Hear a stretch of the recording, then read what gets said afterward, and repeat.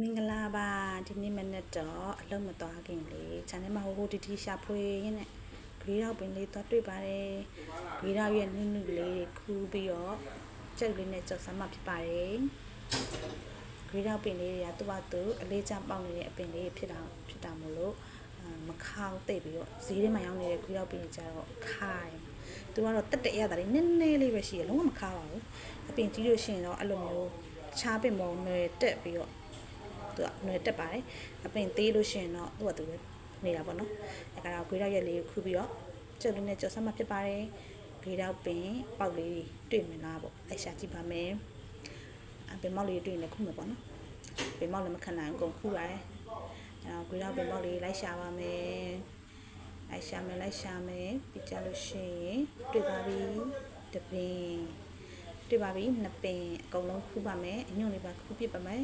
ပြီးရင်ရေလေးနဲ့စင်လေးဆေးပြီးတော့ကတ်ကြီးလေးနဲ့ညှက်မယ်အရွက်လိုက်ကြောလို့ရှင်စားလို့မကောင်းပါဆိုလို့เนาะကတ်ကြီးလေးနဲ့ညှက်မယ်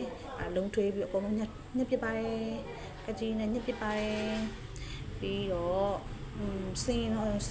င်လေးဆေးရမှာပေါ့เนาะညက်ရင်တော့တူလေးလေးညက်ပပပဲညက်ဘလို့ပဲညက်စင်လို့ညက်လို့ရပါတယ်ပြီးရင်တော့ဗီဒီယိုရလေးကိုအရင်ကြော်ပြီးတော့ပြီးမှကြက်လေးကိုဖောက်ထည့်ပြီးတော့မွေးလိုက်ပါမယ်မွေးပြီးကြော်လိုက်ပါမယ်